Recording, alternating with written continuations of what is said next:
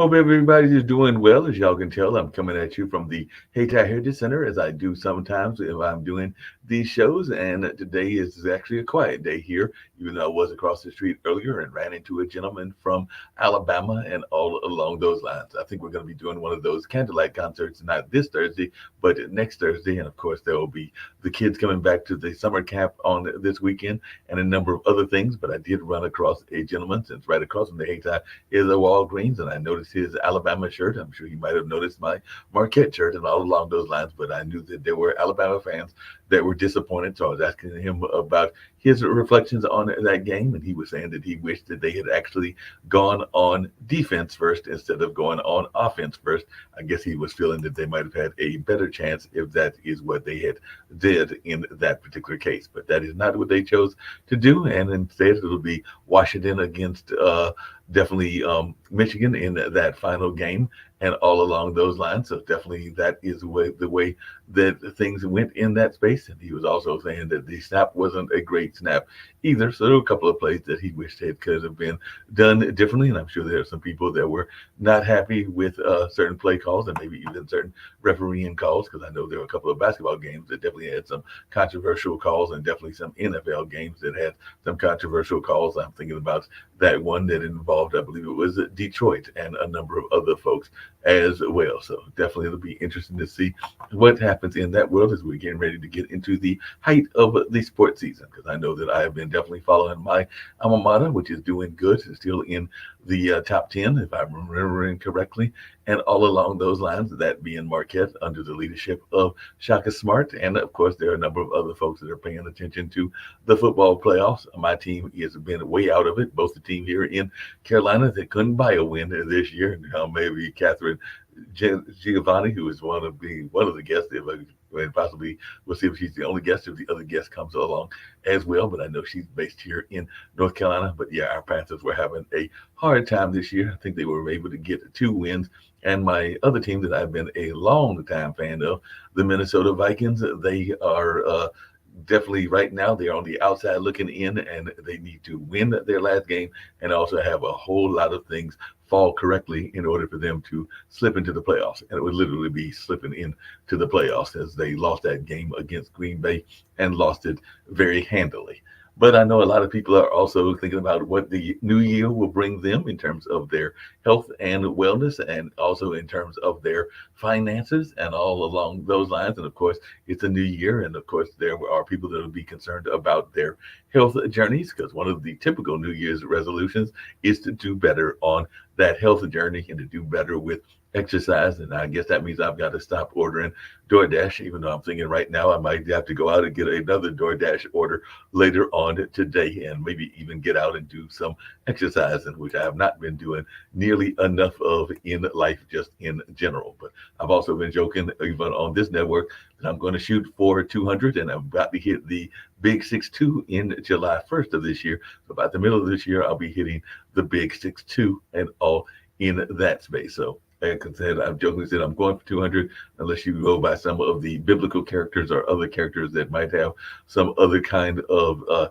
history, or maybe even perceived history, if they are from the fables and everything. Nobody has made it, and I doubt very seriously that I will make it either. But isn't part of the ultimate goal in order to achieve these things is belief and having a positive attitude? At least that's how I've always been taught, and all along those journeys. And sometimes you also have to learn that notion of forgiveness, which can be a very difficult thing, and all along those lines. And we're going to bring Kathy in, and she's going to share a little bit about what she's got going on in that space and a number of other things as well. So I'm definitely looking forward to this conversation, because one of my dear friends that I've been knowing for years is a breast cancer survivor. And I know that Catherine is a breast cancer survivor as well. So yeah, one of my friends in the music community has definitely been fighting that battle. I think she's been in remission for a number of years. That being my friend Sharon Allen, and I know others that have been fighting that for quite a while. But I'll bring Catherine in and learn more about what she's got going on, and just that whole notion of forgiveness, and also a little bit about her book, and also a little bit about what she went through. And as you say in your bios, and I know you've been on a number of great media outlets, including Nightline and Good Morning America, and of course being featured in the Time magazines and Forbes. But I did see that you are a proud breast cancer survivor, and like I said, I do know a few folks that have dealt with that, and it is definitely something that is something that I know you women are concerned about. But as I understand it, it isn't just strictly a women's ailment. There are men, then maybe not as many, but there are men that have breast cancer as well. So I wonder if you would just start off there, if you can share a little bit about that part of your journey, and then I definitely want to hear your thoughts around forgiveness, and I also want to learn more about your business as a concierge as well. Well, thank you for having me on, Mark. I appreciate it.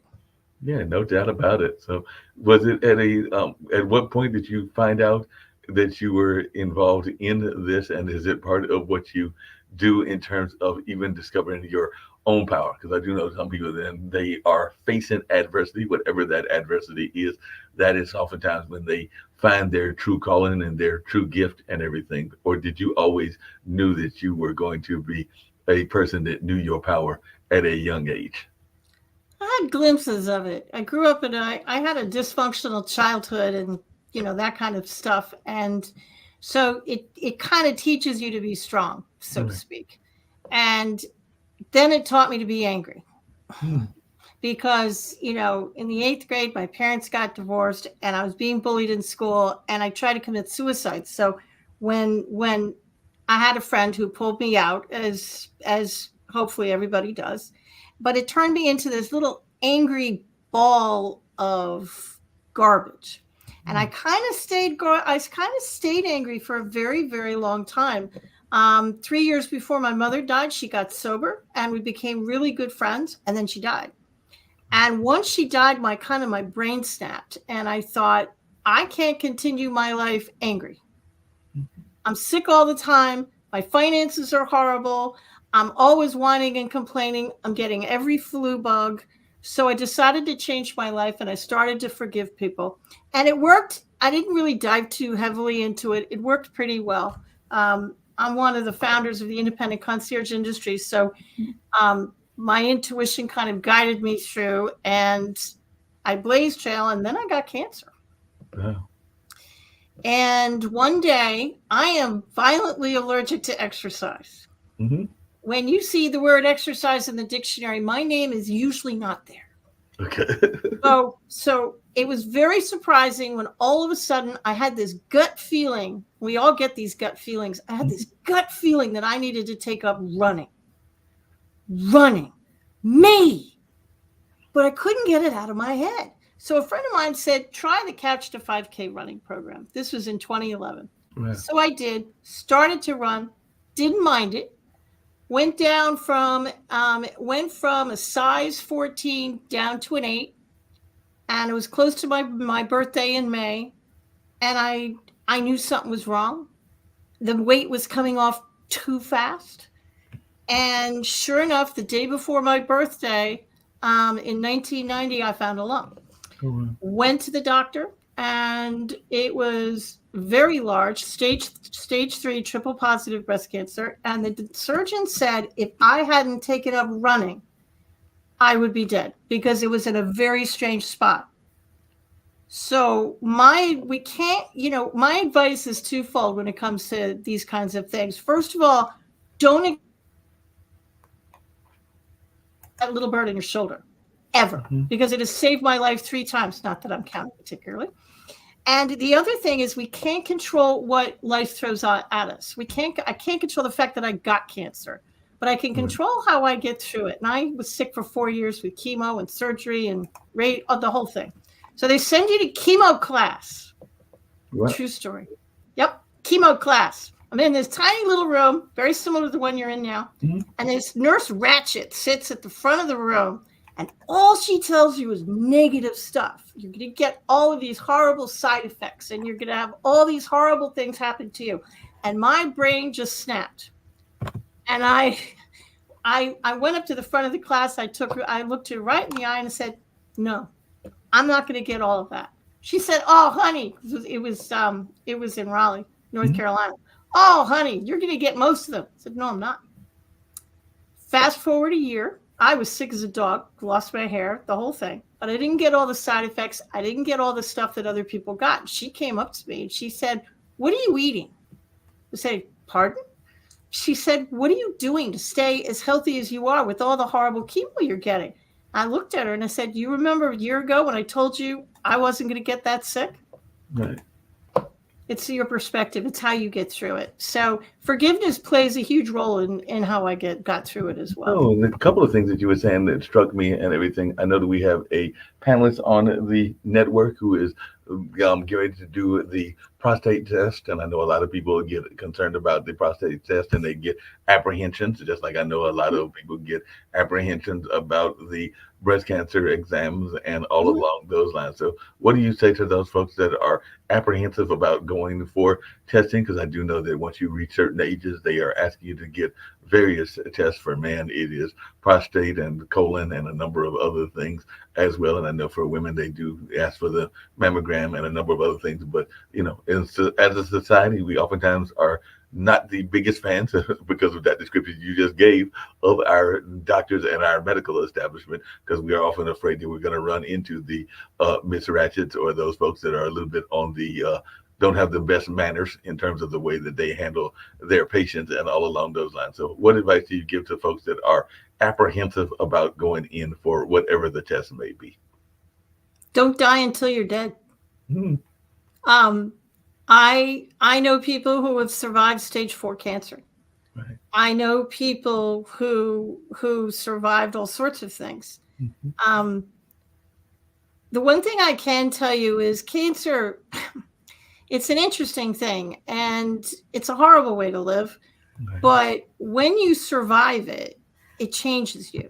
And I've often been known to say it's probably one of the best things that could have happened to me, because it completely put me on a different path. It knocks you on your feet. It knocks you down. And when you stand up, you are on a different path. Because when you have dinner with the Grim Reaper and you don't go home with the guy, it changes you. I'm 62. And the fact that I'm 62 and talking to you is wonderful. Right. One of the books I wrote, I've written a bunch of books, I think 12, but one of the books I wrote is called Rainbows and Banana Peels. And I wrote it on my cell phone when I was in chemo because I was bored. But the book, it changes you. Cancer is a journey. And the one thing I can tell to people is don't listen to very well-meaning people. Right. I had somebody come up to me in the grocery store and said, "Oh, how much time do you have left?" 50 years, I hope, lady. Don't go up to people and say that. But when you hear the C word, your brain kind of stops. So it's very helpful to have a buddy when you go through this. I had my husband of 30 years, to have somebody who can get through it with you and stay positive. Being positive is easy for me to say, but it's not a day-to-day thing. When you're going through chemotherapy, when you're going through cancer, it's a minute-by-minute choice that you have to make. And when your brain goes to the dark side, try and pull yourself back. That's how I got through it. I had to keep my brain positive, and I knew deep in my heart it wasn't going to kill me, and it didn't. Now, along those same lines, I think that even if you get what some people would consider a death sentence, that if you have a positive attitude or a positive outlook, that you can oftentimes live past what people are expecting you to. Because I do know that both me and my dad had a dear friend that was involved in the art community here in Durham, and they were diagnosed with a terminal illness, and they have definitely passed on, but they lived their life past that deadline that the terminal illness was supposed to give them. Because I think they were told that they had like maybe a month or two to live and everything. And I want to say that they lived at least a few years past that terminal diagnosis. And I want to say that part of the reason that Michelle was able to get past that is that she had a very positive outlook, and she also had somebody in her family, because I think that she had been remarried. So she had a husband that was very supportive as well. So just wondering, how important is it for you to have that support system? Because one of our founders here on the network, they recently lost, that being Kim Calhoun, their husband, I think about a year or two ago, and all along those lines. But that was the love of her life, and definitely somebody that she knew at a very young age. I want to say as far back as their high school days, if not their college days. But definitely you can see that even when she talks about that ex, she still has that very positive viewpoint of their relationship and everything. So how important is that support network to have, particularly among your significant other and maybe even kids and others? To have my husband and two sons support me is really what got me through. But to play devil's advocate, I had a bunch of jackrabbits in my life. I had really, really, really close friends who took off when I said I had breast cancer, and I've never heard from them again.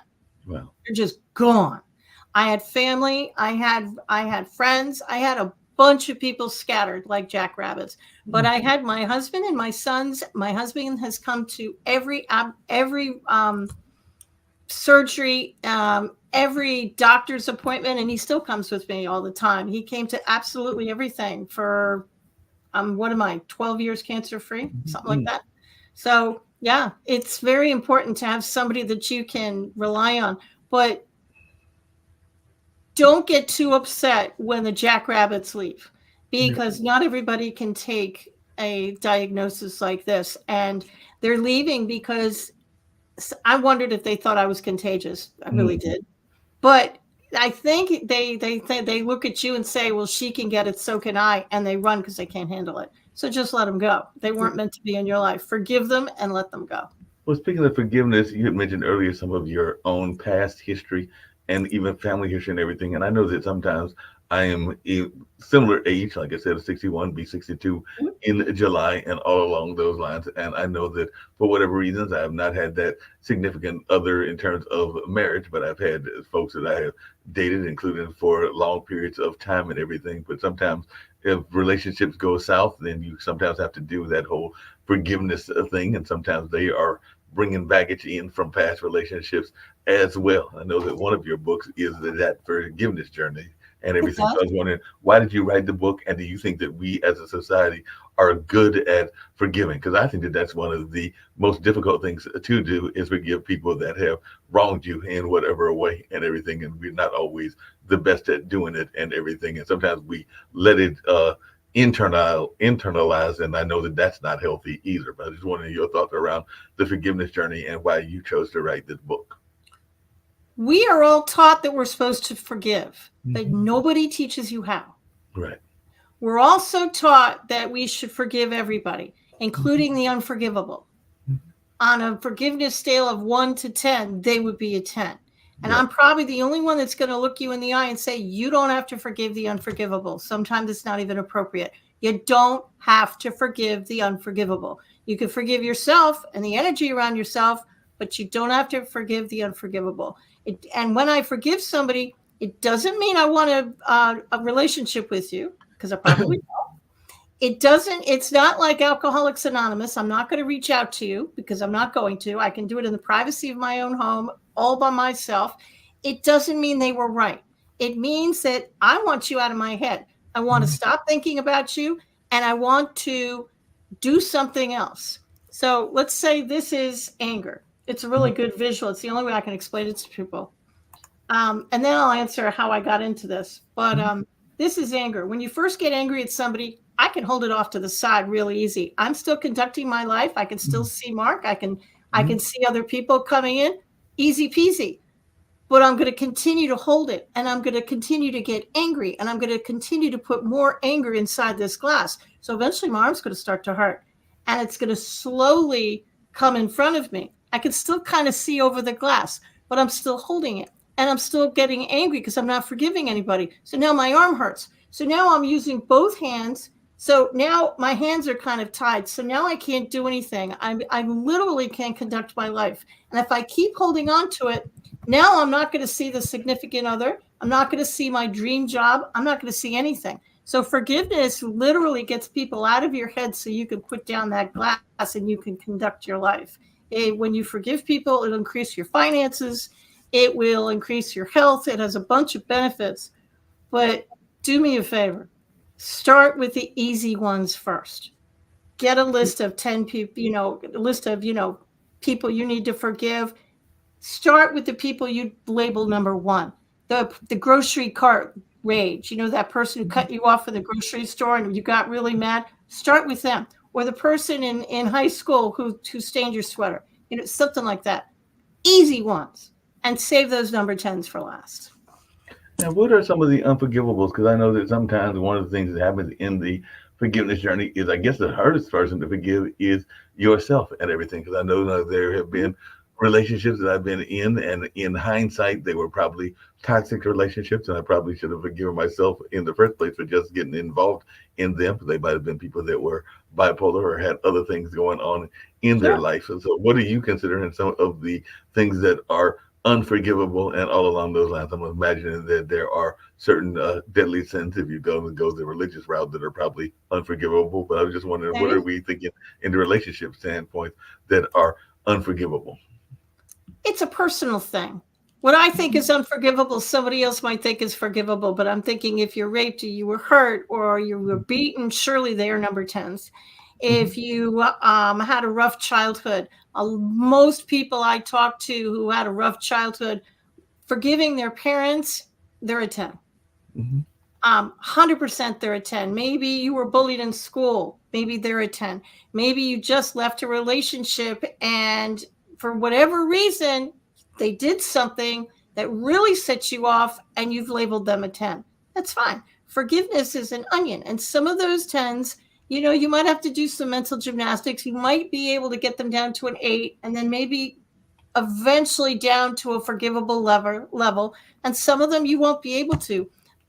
you know, you can forgive yourself. Mhm. And here's other things that nobody else is going to tell. You can forgive people, places, and things. You Right. can forgive your childhood home. You Mhm. can forgive your childhood school. Mhm. I forgave 1974. Why did I forgive 19? It was a horrible year. My parents got divorced and I was getting bullied in school. I was in the 8th grade and I almost committed suicide. So when I sat down and I started this forgiveness journey, I thought, I'm just going to forgive 1974 and everybody in it and the energy around it. I have a friend who forgave a little red wagon. She got her list together and she randomly wrote down a little red wagon, had no memory of the wagon, had no idea why she wrote it down, but she forgave that little red wagon because she thought, well, probably something from my childhood, and I guess I'm mad at the thing. So she forgave it. The thing about it is when you get angry, you think that the anger goes out into the world, you're yelling at somebody, and that energy, which is neither created nor destroyed, that's what Einstein said, goes up into the clouds and disappears. Well, as you was just saying that, I'm Just thinking to myself that I might have to forgive the Little Red Wagon as well, because when I was in school, and I went to school here in North Carolina, meaning most of my, well, all of my schooling in terms of like pre-college education and everything was here in North Carolina. I mean, my parents did take me out and did homeschooling for about a year or two, but most of it was either in places like Greensboro. I think there was a little bit of schooling there. There was definitely schooling in Warrenton, where I grew up at, and everything along those lines. But I do remember having a professor that was literally their favorite expression. So if you did not, little red wagon. if you were the kid, did not bring in your paper and you tried to give them an excuse, like the dog ate it or something like that, their go-to expression was, "That's your little red wagon." So that was their go-to expression. So for that You reason, I probably might have need to to forgive. forgive the little red wagon. Right. I might have to forgive the little red wagon because that was their go-to expression. So much so that some 40 or 50 years later, I literally remember that expression and them using it ad nauseum and all in that space, because that was their way of saying that you had to take responsibility for what you did and not try to come up with an excuse. And that's where they used that little red wagon expression and all in that space. I hadn't even really thought about it that much until you just brought up that your friend forgave a little red wagon. So I'm gonna Now have I to know go. two people that have forgiven a little red wagon. There you Right. go. Yeah. That's right. But sometimes you got to forgive expressions as well. I might even have to forgive, and you'll get a kick out of this. But I remember when I was in college and I went to Marquette, I was notorious, and I think somebody else had a recent bet recently. It might even have been a famous celebrity and everything. But I was notorious for using Southern um, expressions and everything. And I remember a group of folks. Bless your heart. Yeah, yeah, bless your heart is one of those. But I was Mhm. always, as I was coming from rural North Carolina to Milwaukee, Wisconsin, using the phrase y'all. So I had Yep. some friends of mine that bet me that I could not stop using y'all. And I think it was probably something simple like a dime every time I used it, or a quarter every time I used it. And I think that at some point they realized that I was about to go broke if they actually carried out the bet. So they forgave me that bet because, like I said, I was keeping using y'all, and I still use it to this day. That's like I still drink Southern tea or sweet tea and all in that space. And yeah, they were like, Mark, we give up. We've already collected probably about $1,000 on you, and you have not stopped using the phrase. So I might have to forgive y'all as well. So y'all might be somebody else that needs forgiving, or I might have to forgive them for coming up with that stupid bet when we were in college and everything. You mentioned earlier, and I wanted to come to that, and definitely want to come back to the forgiveness journey, but you mentioned that you were one of the founders of an industry, and I'm thinking that was when you were in, I believe it was in the Midwest and everything. But during the pandemic, we saw a lot of people that got very excited about concierge work and all in that space, because that was one of those jobs that people needed help in, and all in that kind of line. So I just wondered if you could share a little bit about the concierge work and your being a founder in that industry, because I do know I went on my first cruise ever, actually with a friend of mine from Nevada, and I know that some of those people are also, the people that work on the cruise, also as a side job may do some concierge work as well, because they sometimes come from countries that are very concierge oriented and everything. But I just wondered how you got into the industry, and if you can share a little bit about that, because the network is founded by two entrepreneurs, that being Nick Palbeda and Kim Calhoun. But I just wanted your thoughts around getting into that business. It'd be my pleasure. The only way I can explain how I got into it is to tell you the history. In 1998, the independent concierge industry really hadn't been born. If there were 20 concierge in the country, that might have been high. It was started by a few hotel concierge who thought, if this works for a hotel, I bet I can bring it to mainstream America. So they did. In about 1998, I was living in New Jersey with my husband, and we had a meeting, an event planning company, and we read an article in Entrepreneur Magazine about this what we think is an interesting industry. We're not very sure, but it's something called concierge industry, and there are 3 people doing it, 3 people in the United States. And I read the article and I thought, we're doing more concierge work than we are meeting planning, according to the details of this article. So along that time, I moved from New York down to North Carolina. We were living in Apex at the time. So we started up a concierge business. There were no books, no classes, no articles, nothing. It was like the ultimate of self-taught. So I figured out how to do it. It took me about a year. And I had an office, and the phone started to ring. We put up a rudimentary website with dial-up modems and floppy disks. Yes, I am that old. And the phone started to ring with people saying, could you help me figure out how much to charge? I kind of want to do this. And if they weren't in North Carolina, I saw no reason not to help them. So I did. And my husband came into my office one day and said, what are you doing? I said, well, I'm just kind of helping him. He said, why are you doing it for free? That was a really good question. Why am I doing it for free? So I pivoted our business for the 3rd time, and we turned it into a concierge consulting company. Eventually, I discovered there was no associations for independent concierge. So being that I'm a big fan of pain, I started an independent concierge association, and that's how I became one of the founders. It went from 20 people to worldwide. I taught people how to offer 5-star customer service, staff all over the world. I retired from the industry last year, but that's kind of how it started. And I wrote several books about it.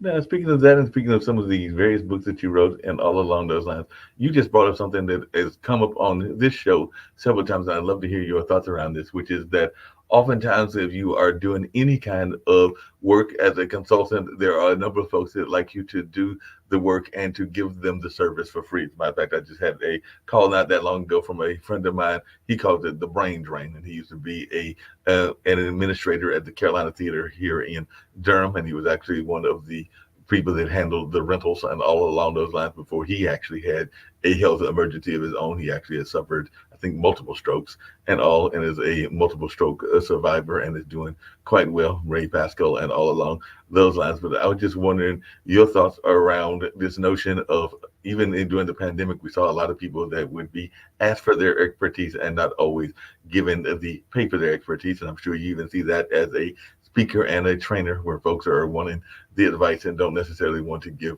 the rewards. And I mean, they definitely would get their plumbers paid, but they don't always want to pay their event planners or their concierge or a number of others. So what is your advice to those that are running into this idea of, you're doing it even at the age of 50 or 60 for the experience or this or that? There's always various reasons that they give you that they cannot afford to pay you and everything. So what advice do you give to folks that are in the entrepreneurship lane that are facing those folks that are nickel and diming them for whatever reasons? Well, I'm not going to pay you, but you're going to be exposed to a lot of people. You're going to get exposure. People die from exposure. I have done a lot of gigs speaking wise for exposure, and it's never gotten me anything. So I am a big fan of getting paid for work. If I do something for free, especially in the concierge industry, free isn't going to put food on the table for me. Free isn't going to pay my mortgage. Free isn't going to get me anything. And I understand that you want me to do it for free, and you think I should do it for free because you could run errands yourself for free, but that's just going to cause me to die because I can't do it for free because I have bills to pay.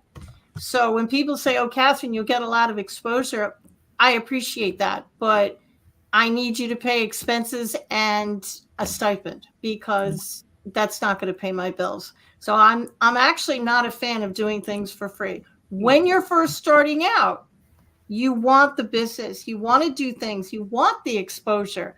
I get that. So do it for a month or two. As long as you have money in the bank and you can feed yourself, okay, do it for a month or two. But there has to be a stopping point. At some point, you have to stop doing it for free because people won't take you seriously if you do it for free, because they won't. No, they definitely won't. And along those same lines, one of the things that I know became very popular, and I joked about it at the beginning, and I was only partially joking and everything, but even in the concierge business, there are a lot of people that were feeling that, why should I pay for a concierge when I can have somebody that is doing it on the independent or the gig level? Because I do know that there are some people that would consider Instacart or some of the other ones, even Grubhub and DoorDash, as a form of concierge work and everything. So what is your answer to folks that are like, why do I need a concierge when I can actually hire some of these gig type workers to do what basically a concierge does and everything, when you call it of that notion of running errands? And there are some people that are pointing to some of these new companies that have popped up over the last 5 to 10 years. Do you want to go to a fast food restaurant, or do you want to go to a nice restaurant where you'll be sit down and people will serve you and give you personalized service? There are a bunch of people out there that love fast food restaurants. It's a really good fit for them. It meets their needs. But there's a bunch of other people that we want you to know our name. We want the personalized service, and we want something that we can't find in a fast food restaurant. That's when you hire a concierge who will do, I used to say Yellow Pages. I have to update it. A concierge will do anything on Google as long as it's legal, moral, and ethical. They'll do it. And it's a question of, do you want a 1-star restaurant or do you want a 5? That's really the difference. It's what kind of service do you want?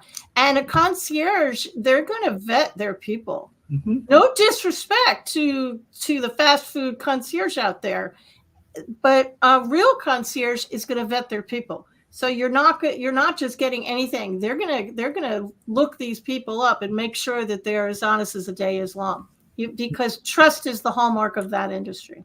And trust is very much a hallmark of the industry. Speaking of trust, and this comes down to one of those forgiveness things and everything. I know that one of the things that folks get frustrated about in business is folks that have their dreams and their ambitions, and then they kind of want you to carry their dreams and ambitions and not necessarily think whether that is your vision or not. Because I do know some people that have visions, and they are definitely entrepreneurial visions, and then they will try to bring you into the picture and not realize whether you are having a shared goal or all along those lines, and then they get frustrated if you don't necessarily want to help them out and everything in that space. So how important is it for you to make sure that you are aligned with the vision of the entrepreneurs that you work with, whether that is as a consultant or just in general? Because I know that I've been on some places where eventually I trained them in some of the skill sets, like around even the one we're using StreamYard and stuff, because I realized that they would, if they had their way, I'd be doing nothing but their work and not necessarily going in accomplishing my own goals and my own ambitions and everything. So how important is it to align with people that are of like-minded backgrounds? Well, over the last 25 years, I have trained my competition, not by choice. Didn't know I was doing it at the time. So I learned very quickly to trust the little bird on my shoulder. And I mean that with every fiber of my being. You know, you can be talking to somebody who looks good. They're in a 3-piece suit. Their resume looks good. And something just feels off. Right. Trust it. Because that's a little bird in your shoulder chirping at you saying, excuse me, you know, that kind of thing. So you have to trust your gut. And you have to have the mindset of, if it's not a good fit, walk away. Now, a concierge will never say no to you. We train that, but they'll say something, well, I can't provide that service for you. It would be my pleasure to find somebody who will. Give me 24 hours, give me a day, give me a week, and I'll circle back and I'll give you a list of people who can help you. So what's the craziest thing? I've done that many times in my life.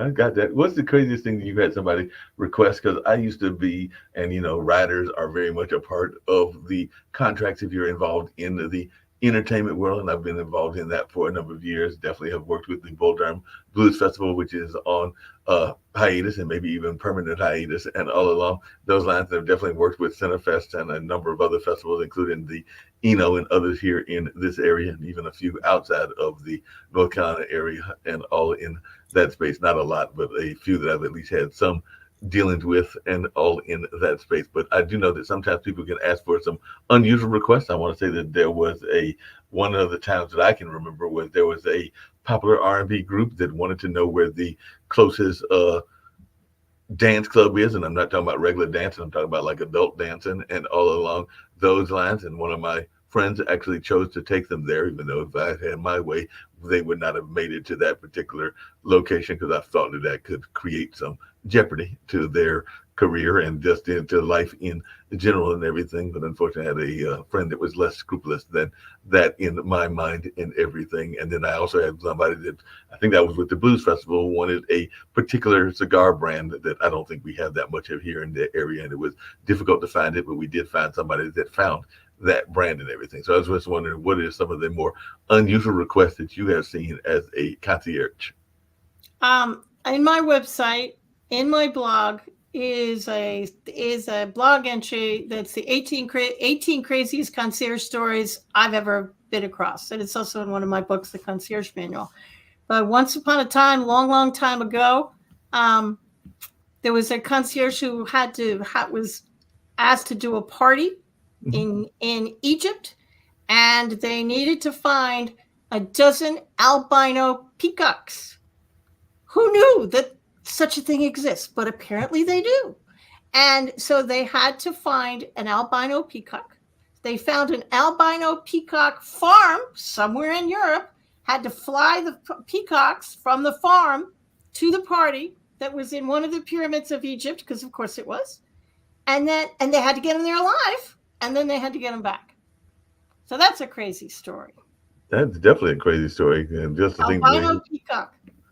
Yeah, to try to find some albino peacocks, that you got to go and find them and everything. But Then there's another story. It was an international concierge, a company called Quintessentially, and one of the partners of the company told me this story. He said he was driving to London, and he got a call from a client who was stuck. They call elevators lifts over there, and he said he was stuck in a hotel lift. And he called me because he wanted me to get him out. Okay, call me crazy. If I'm in a hotel, I'm not going to call my concierge. I'm probably going to call the hotel front desk and say I'm in your elevator. But this shows you how addicted people get to their concierge. And that's what you want. You want them to have you on speed dial. So he called the front desk and said, you got somebody stuck in your elevator. They said, you're out of your mind. You're crazy. Said he didn't believe me. He said, why would I call you and tell you there was somebody stuck in your elevator if there wasn't somebody stuck in your elevator? and everything worked out fine. But concierge are asked to do very, very crazy things. I had a friend in Philadelphia who got hired to take a gentleman's 90-something-year-old mom's dresses to the dry cleaner every week. Sounds benign. Yeah, sounds fine, right? Well, the only way you can tell because when she took off her dress, she'd put it back up in the closet with all the other ones. So the only way she could figure out whether the dress was clean or dirty was to, wait for it, sniff it. And I looked at her and I said, please tell me you don't provide dress sniffing services. And she said, well, you got to do what you got to do. You got to do what you got to do. The craziest story that ever happened to me personally is not a concierge story, but I got a call and I was busy one day, and I usually answer Catherine Giovanni, all professional, but I was busy that day. I was writing. So I just answered the phone and I said, GOL Group, can I help you? This was about 20 years ago. She said, I'd like to interview you for a book that I'm writing. I said, okay, what's the book about? She said, well, I'm writing a book on how to start a concierge business, and my goal is to blow Catherine Giovanni's book out of the water. Wait a minute. So she called you in order to write a book that was going to actually usurp your book or do better than your book and everything? Did you know she didn't know she was talking to me? To this day, I don't know how she got my number and how she didn't realize she was talking to me, because I didn't identify myself because I was busy. So I'm from New York. And, for a split second, you think to yourself, I could have some fun with this and I could play this out a little bit. But because I'm a concierge and I am who I am, I immediately said, it'd be my pleasure to grant you an interview. But sadly, you're speaking to Catherine Giovanni. Click. She hung up that phone so fast. We didn't have cell phones back then. We actually had real phones. You could actually hear it slamming into the cradle. And I looked for that book for about a year, and surprisingly, it never came out. It never came out. I'm not exactly shocked by that. That was the craziest thing that ever happened to me in my business career. It sounds like a crazy thing. You actually talking about the cell phone, and I was actually thinking about its invention and, of course, the invention of laptops and all along those lines and how prevalent they are. But yes, I do remember that. And speaking of forgiveness, sometimes you have to forgive people because they have differing beliefs and all along those lines and everything. And I remember, and sadly, she passed away of her own cancer battles and everything. And she was a very successful musician and everything, but a ex-girlfriend that was a college girlfriend, I literally remember rushing to the phone because, back in those old ice ages of the 80s, as you said, most of us didn't have cell phones and all along those lines, but we had a summer relationship, and it was a very nice relationship and a fun relationship. But she was a member of the JWs, the Jehovah's Witness, and I think she wrote me a nice little letter that basically said that the relationship would have to end unless I was willing to join the Kingdom Hall and join that particular denomination and that particular religion. And I was not feeling it at that time. Don't think I'd be feeling it at this time either and everything. So I just remember rushing downstairs to the common phone to basically call this young lady and basically be like, okay, that was fun, but no, that's not happening. So I'm not joining that particular church. So this relationship is ending and all in that space. So that was lots of love moving on, right? It was fun, but I had to move on because I was not feeling it, and all along those lines, it was like that was one of the times where I had to forgive myself in order to make that decision and be like, nope, can't do it, cannot compromise my own principles in order to follow in the love train and all in that space. One of the things we talk about a lot of times, Kathy, on this show, and I'd love to hear your thoughts about this because you've got so many great stories and so many things that you've been sharing and everything, is that this notion of the inner critic, and you kind of alluded to it before and everything. And we've definitely had several guests that have talked about it before as well. And whether it is relationships or whether it is job opportunities, even so where I'm at now, there have probably been job opportunities that I had that conversation with myself constantly and kept telling myself, no, don't go for it. Don't go for it. Don't go for it. And by the time you finally talk yourself into going for it, the job has left or the relationship is left or whatever you are pursuing has left. So we do know that the inner critic can be the worst critic and all in that space. So how have you dealt with that inner critic? And have you had those moments where you're sitting there going like, I know that I am having this internal dialogue with myself, but it might be getting me to lose some business, even in the entrepreneurship journey or in the concierge journey as well. So I just wanted your thoughts around how you have dealt with that inner critic. You can talk yourself in or out of anything, right? Mm-hmm. And you can drive yourself crazy. Should I go in this direction? Should I not go in this direction? Everybody's telling me I should take my business in this direction, and I should market, and I need business cards, and I need to be on social media, and I'm going to be on Facebook and LinkedIn and Instagram and X or Twitter or whatever they call it today. I'm going to do slow down. First of all, one of the things I always ask myself, whether it's something that's blowing up in my life or a direction I need to go in, is I actually legitimately ask myself, what is the most loving solution? And then I get very quiet, and it's that still silent voice in the back of your mind. It's the most loving voice. It's the little bird in your shoulder. It's your intuition. It's your gut. And that's what I listen to. And that's how I kind of got where I am today. That little bird in my shoulder at one point told me to write a book. Never written a book in my life. So I wrote a book.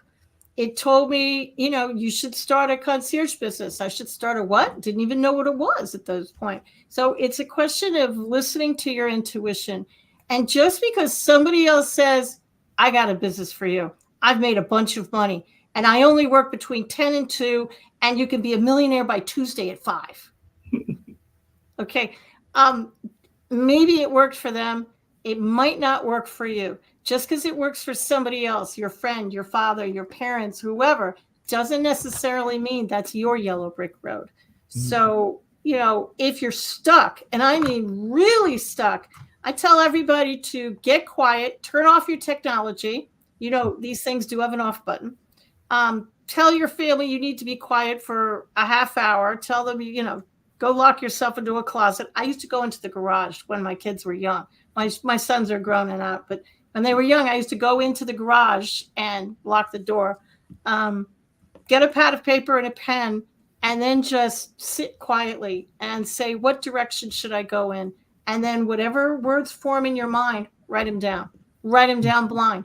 It doesn't matter what you write, just write it down. So this is an exercise to help you tap into that inner critic, to tap into that inner voice, to get the answers that you're looking for. Because the answer to every question that everybody watching this broadcast has is not going to be found in any of my books or gurus.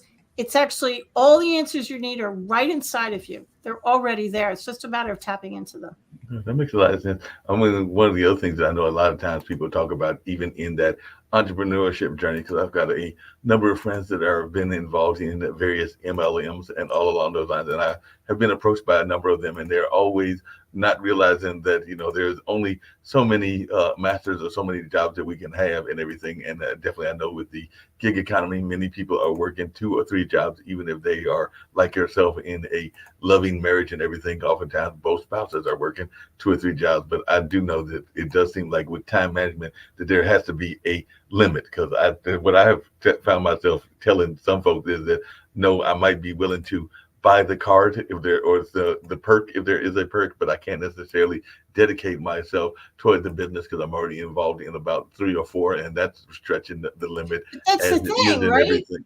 That's the thing. We're chasing happiness. I will be happy when I graduate from school. Okay, I'm a genie. You graduate from school. Are you happy? No, I'm going to be happy when I get married. Okay, boom, you're married. You happy yet?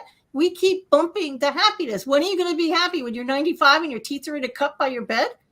The trick to life is, and this is what we're taught, and you're taught wrong. No disrespect intended, but we're taught that you get a bunch of money, you work really hard, then you'll be happy. It's actually backwards. Get happy, then the money will flow. So if you're not happy in your job, you're not happy in your relationship, you take everything you're doing, get a pad of paper, put a line down the middle, go pro and con, or yes and no, whatever you want to do. Everything that you love, put on the left side, and everything you hate, you put on the right side, and see what kind of commonality you have. If you're trying to start a business, well, I like to travel. Okay, write that down on the left. Well, I don't like to work with people. Okay, well, we might have to amend that. And that's kind of how I've always approached things. It's a question of what makes me happy. There's no reason you can't make money doing something that makes you happy. No, I agree with you on that. But the other thing that you talk about quite a bit in a number of your books is understanding intuition and Yeah, I empathy, do. and all along those lines. While we hear people talk about it quite a bit, I don't know that many people have an understanding of what it truly means and what that is and everything. So, what to you is intuition and what is empathy? Because I definitely have been told by a number of folks that I am very empathetic, even in the ways that I conduct these interviews and everything. But definitely, and I definitely have an intuitive sense. And sometimes, even though the intuition may tell you something, sometimes we go against the intuition, because even some of those relationships I was talking about, I already knew that they were not going to be for me, but I was trying to figure out ways to make them work in order to pursue what you just said earlier, that happiness and all along those lines. But that little birdie was already telling me that this is a walking disaster, but sometimes Yeah. we don't always want to listen to the birdie and all No, in we don't. that space. When I don't listen to that little bird, that's when things go wonky, right? You're Mhm. very intuitive, and everybody's intuitive. Our intuition will talk to us in one of four ways. You'll see it, you'll hear it, you'll feel it, or you'll just know it. Right. I hear things. Now, it doesn't mean I'm in the middle of a Stephen King novel and I'm going to start hearing and seeing ghosts coming in. That's not what I'm talking about. You will hear the message in a song. You might even hear some words in your head. I usually do. You hear the message in somebody who's talking to you. The people who see it, it's not that you're going to see ghosts. You see the answer. In school, you were a visual person. In school, I like to hear I like to hear music. I like to hear the teacher, because that's how I learn. Visual people, I want to see it. I want to see the spreadsheet. That's how they learn. The people who just know it just 1 minute you don't, and the next minute, boom, it's in your head. Right. And you just know it. You don't know why you know it. You just do. And then there are the people who kind of feel their way through life. You go, and they're called empaths. And you walk into a room and it just feels off. Right. Or you shake somebody's hand and something's wrong. And you listen to it. And, if you go into a room and it feels off, my advice to everybody, okay, leave if you're allowed to, and make sure you look around the room before you leave and maybe write down your feelings so you can go back and learn that again. And it's a matter of listening to your special gift, because we all do this. Every single person on the planet is intuitive. Right. Every single one of us. We all just have a different way of hearing it. And it's a matter of just identifying one of those four ways. Everybody listening say, oh yeah, I kind of do that. I do have feelings, and I kind of walk into a room, and sometimes I just know, or sometimes I just know things. I mean, I just know it. I just know the answer. It comes right out of my mouth. I just know it.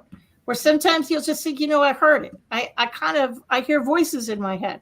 It doesn't mean I need a straitjacket, and it doesn't mean I need medicine. It doesn't mean that I'm schizophrenic. Sometimes I legitimately will hear answers, or sometimes you'll see it. You'll see it in your mind's eye.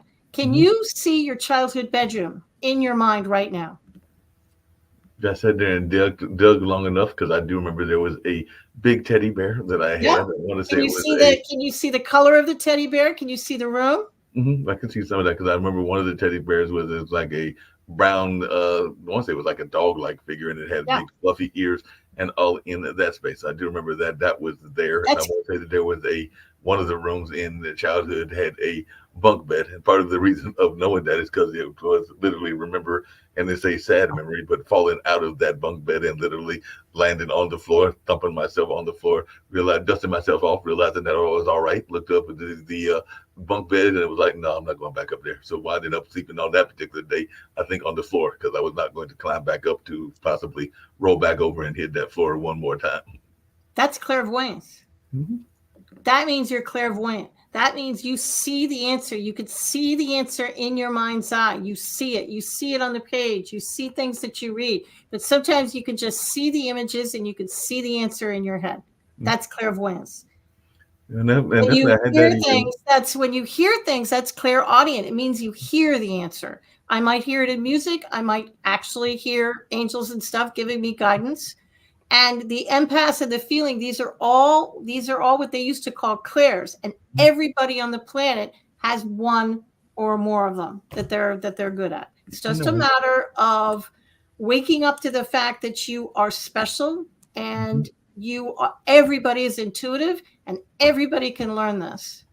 No, I agree. Yes, I wrote a book about it. So yeah, there you go. No, definitely. I know that's something that more people can tap into, because I remember when I want to say it was in my senior year of high school, you're talking about childhood memories and everything, going to a journalism camp and everything. And even to this day, and we were from 5 different states. I think that the furthest south might have been Georgia. So it's Georgia, South Carolina, North Carolina, I think Virginia, Maryland, DC area. So, and before, as soon as I stepped in that room, and ironically, that was the same year that my grandfather passed away and everything, and all along those lines. But as soon as I stepped in that room, I already had seen every last one of those faces and everything, because I had one of those visions that you're talking about. Because it's like, I had never met these people ever in my life, and there was a select few that I still hear from every blue moon and everything. But definitely, I just remember as soon as I stepped in that room, I had already known their face and knew who they were before I ever knew them personally, because I'd had a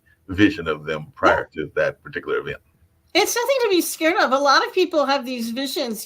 Some people have them some people have them in life or death situations. A friend of mine was falling asleep at the wheel, and right before she was going to hit, this is a true story, right before she was going to hit the median, she heard the words, "Wake the hell up." Wow. And she woke up and turned the wheel, and it saved her life. Wow. The trick is to tap into that energy when you're not in a life and death situation. Definitely have to tap into that energy. Speaking of energy, one of the other things that happens a lot is, and you actually come from 2 areas, because I was actually going to tease you about this, but there are 2 areas that are very much stereotyped and everything, because you mentioned having spent some time in New York, and of course New York is seen as the rush, go kind of place, even though I have known some people that were 40 years. Yeah, and I've known some people that were definitely not the harshness, and I'm saying that they're not all, some of those stereotypes aren't based on fact and everything, but they aren't as tough as New Yorkers are sometimes portrayed to be. Just like I know some people from the South, including North Carolina, that aren't as polite as people portray North Carolinians as being. So I was just wondering, what are some of those stereotypes? Because we want to talk about stereotypes. Both North Carolina and New York have some staunch stereotypes that you have had to deal with and that have surprised you about these 2 areas that you have chosen to call home, one that you grew up in and one that you are now living in now. So I just wondered, what are some of those stereotypes that have surprised you that you found to either be true, or, as I alluded to earlier, they're not always as true as they are perceived to be? New Yorkers are given a bad rap. They're called, it's rush, they're cold and nobody wants to help each other, and that's actually very far from the truth. They are warm, they are friendly. Most of them will give you the shirt off their backs. In the South, I have found warm, friendly, approachable Southern hospitality, and I have seen people that I just wonder how they get through life. Right. And I have learned a few things. Here's the difference between a Northerner and a Southerner. I figured the North and the South out. I have not figured out the West or Europe, but I have figured the Northerners and Southerners. If a Northerner wants to say something wonky to you, they're going to do it at the beginning of the sentence. So they're going to look at you and they're going to say, "With all due respect," and then they're going to verbally punch your lights out. So if you hear somebody from New York or New Jersey saying, "With all due respect," brace yourself, because you're about to be hit between the eyes with something. Right. A Southerner will put it at the end of the sentence because they don't want to hurt your feelings, and they're very hospitable. So they'll put it at the end of the sentence. So they're going to small talk you for a long time. They're going to want to sit on things. They don't want to make a decision right away, most of them. And then they're going to put their thing on the end of the sentence. So they're going to say something to you like, "Your baby's as ugly as a stump, bless his little heart." So if you hear a "bless your heart," try really hard to think about what was at the beginning of that sentence. Right. But Southerners are warm, friendly, and approachable, and so are New Yorkers. It's a question of, when I go to a city, I expect to meet warm, and I know this sounds weird, but I expect to meet warm, friendly, and approachable people, and that's usually how it plays out. I expect to meet nice people. Every once in a while, I get, you get hit by things, but most of the time, I meet really, really sweet people. Speaking of getting hit by things and everything, you had talked about it earlier in one of the shows that we do every Sunday. I actually do it with, well, they are the host of it, Stephanie Hockenhall, who is in Kansas, and her son, Gene Francis, if I'm remembering no, Gene Williams, if I'm remembering his name correctly and everything. But it's a show around bullying called Where Is the Love?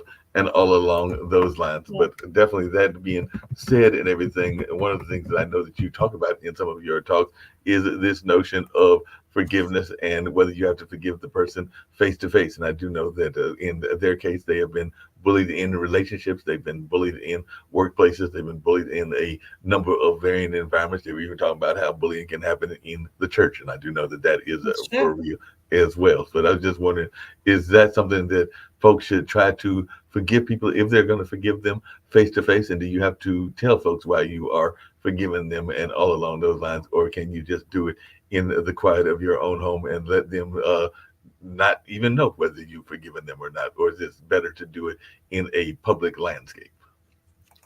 The way I approach forgiveness, especially in the book, is this is not Alcoholics Anonymous, so you don't have to reach out to people. You don't have to talk to them. You don't have to call them. Forgiveness is very personal and very selfish. You do it for you. You don't do it for them. It doesn't mean they were right. And just because I forgive you doesn't mean I want a relationship with you. I Mm. probably don't. I probably don't even want to talk to you. You do it in the privacy of your own home. You don't have to tell anybody you're doing it. You don't have to reach out to them. It's something you do for you because you want to get them out of your head. You want to stop thinking about this so you can look at the opportunities in the world and the universe can start flowing stuff to you. You want to get this stuff out of your head and out of your energy field. Because when you get angry, it kind of sticks around in your energy field. So if you get angry enough over enough years and you don't forgive people, you're kind of walking around in a gray cloud.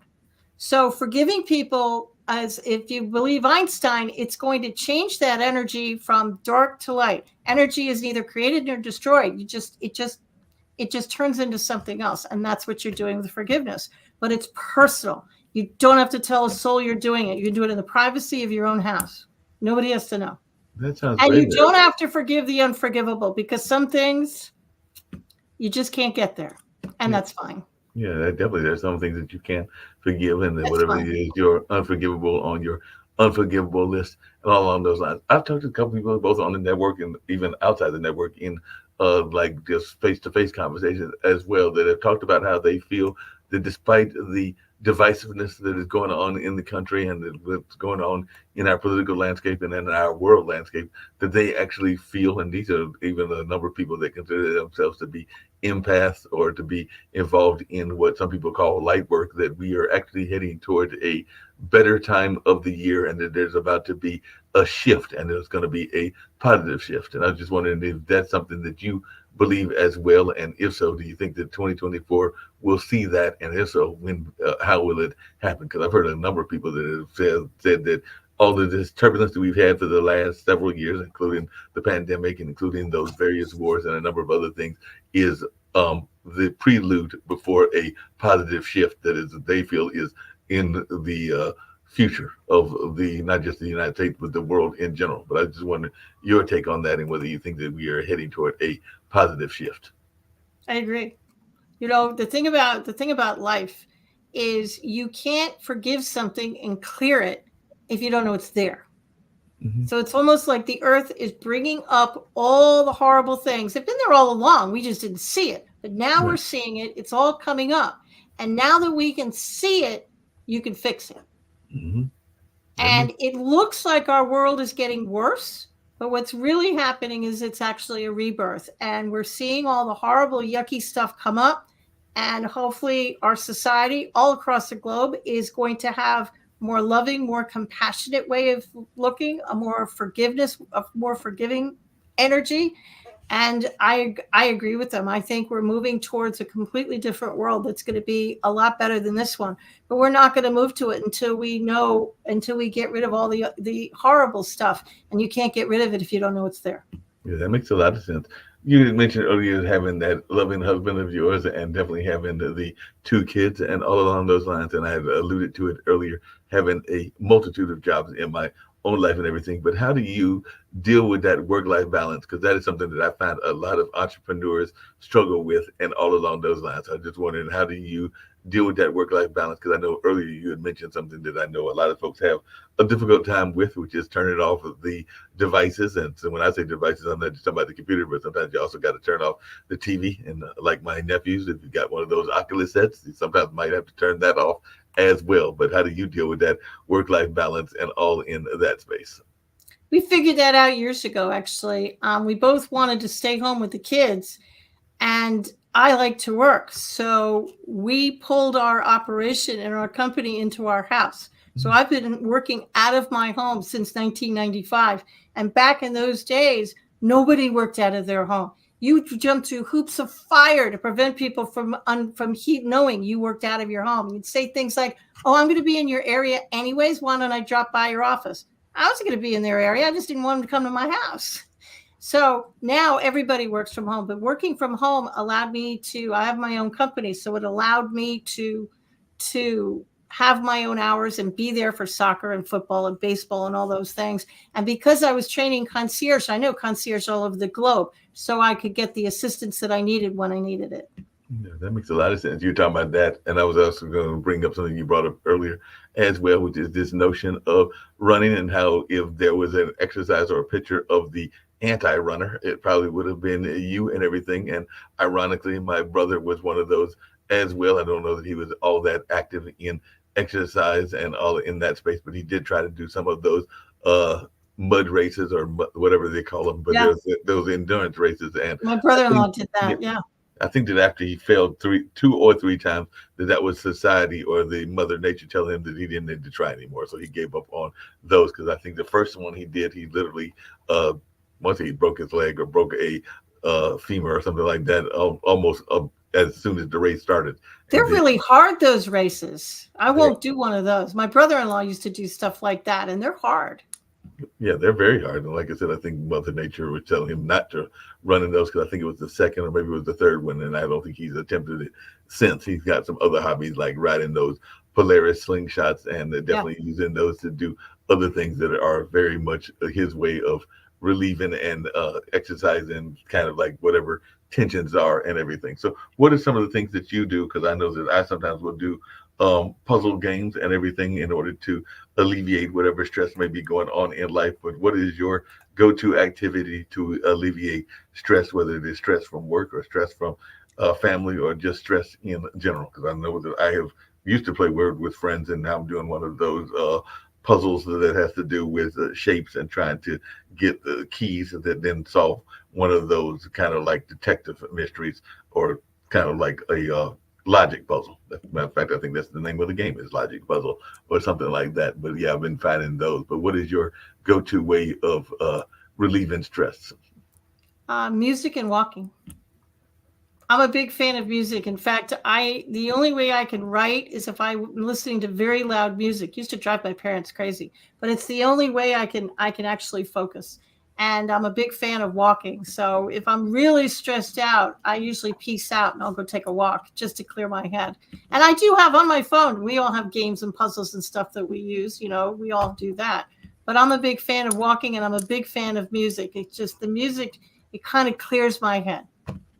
Yeah, that makes a lot of sense. Definitely gotta have the head cleared and get those things going in that space as Mhm. well. And I used to do that. There's a pond not that far from Duke that I used to walk a few times, and then I stopped getting into that habit. So I need to get back into it again, and all along those lines, because I got out of the positive habits and everything. So A big this. dish of ice cream also is I'm a big fan of. Yes, don't email me that I know it's bad for me. Yeah, I know it's bad for me. But if you have a really bad day, I haven't had a drink since 1990, so I don't do that. But a big bowl of ice cream, little chocolate sauce, I'm a fan.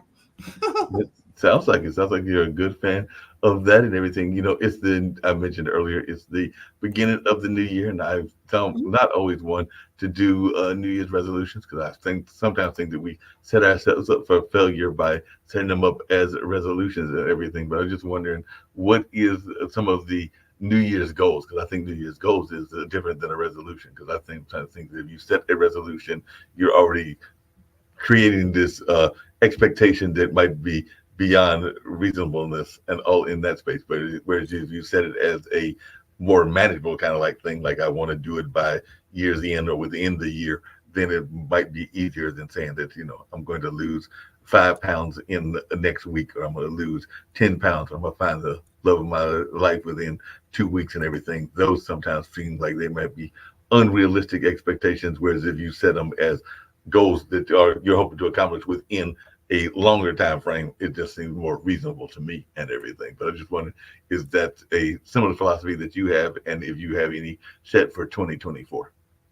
I don't do New Year's resolutions, and I don't do goals. I do feelings. I do New Year's feelings. So if you want to make $10,000 this year by June 5th, I will turn that goal into a feeling. Okay. When I earn $10,000 by June 15th, it's going to make me feel how. And then I'll write that down. And then instead of reciting that stupid phrase every day over your coffee, I'll look at the phrase and I'll think about how I'm going to feel. I'm not going to recite the phrase. I'm just going to put myself in a feeling mode and saying, if I have $10,000, how is it making me feel? Well, it's going to make me feel happy. It's going to make me feel good. So I'm going to sit and try and get into a happy space while I'm thinking about that resolution. So I do New Year's feelings. I don't do New Year's words. New Year's feeling sounds like a great way to do things along those lines. I know a lot of people this past New Year's were rushing down as society has opened up again to go see the acorn drop, where I understand there was an egg that was dropped in Nashville, North Carolina, that is, and I think there was a pickle drop in Mount Olive. So I was wondering, is that what you and your husband did, or were y'all one of those folks that was doing either a watch service or doing the kind of like relaxing at home? Because I know I brought it in, literally watching, I think, our local affiliate and them showing the dropping of the acorn, and also calling mom, because I do think it is important to have that connection to family members as well, particularly if you have a loving family. And I know not everybody has the same kind of loving family that I had, and all in that space. But if you've got a good relationship, it's always good to stay in touch with them if you've got that loving relationship. Now, if you don't have the loving relationship, that's a whole nother matter and everything. But I was just wondering what y'all did for the New Year's, and how important do you think it is to be connected to one family, and also being connected to what some people call the ancestors? Well, usually we don't drink, so we usually stay home. Most of my family has passed, sadly, but we will call the family that's still alive on both sides, and we will certainly call our sons. But we usually stay home. Sometimes the sons will come home and be with us. More often than not, I'm asleep by 12:04. I mean, I will try and manage to stay up until 12, and then I peace out. Like at 12:04, I'm like, okay, bye. It's like the new year started. I'm going to sleep now. It's time to go to sleep and everything. Yeah. What advice did you give to your children that you think you wish more people would give to their kids as well? Because like I said, I don't have any kids of my own, but I do have my 2 nephews that are turning 40. Well, they were born in 2008 and 2009, so they're about to turn 15 and 16 in August of this year and everything. So they're definitely both teenagers, and I just recently learned from my brother and everything. It's just the 2 of us that I now know what their careers are, because I think that the oldest one is thinking about being a architect, and I think the younger one is thinking about either being a lawyer or a biologist, which is good for them. Yep. It's 2 different careers, lawyer and biologist. That's on 2 opposite sides there. It's 2 opposite, and I'm not sure where the lawyer is coming from, because I don't know that he has any lawyers in the family. His grandfather or his great-grandfather, because it was my grandfather, but his great-grandfather was a biologist. The building at North Carolina Central University, the biology building, is actually named after my grandfather, his great-grandfather, and I know that my granddad, my dad, his granddad, is also very much into science and biology, even though he's known more in this area as an artist and all in that space. And he had that happen as a second or maybe even a third career, because he was also an activist and was also involved in radio and a number of other things before becoming an artist over the last, I'd say, but him and Linda have been together for 25 years. So at least probably almost a quarter of a century, if not longer, that he's been doing the artwork. But he's definitely been an active artist for probably the last 10 or 15. and all in that way. But I was just wondering, you know, it's just interesting hearing the advice from other people. So what advice did you give to your kids and everything? Well, one thing we did is we had a family dinner. We sat down as a family and ate dinner almost every night. And I would ask the boys, what is the best question you asked today? Because I didn't want to say, what was your favorite lunch? What did you do? Nothing. I mean, you're trying to elicit something. And inevitably something would come out, and I would tell them, what is the most loving answer you can come up with? You know, if they were having a fight with something, well, what's the most loving way you can get out of this mess? Tell me that. And the other thing I tried to do is just let them be their authentic self. You know, I tried not to mold them into the image that I wanted them to be. I tried to allow them to be whoever it was they were going to be. And my oldest son is a federal law enforcement officer, works for Homeland Security up in Washington. And my other son is a video editor. So they turned out pretty well. It'd be nice if they gave me some grandkids at some point, but, you know, we can't have everything.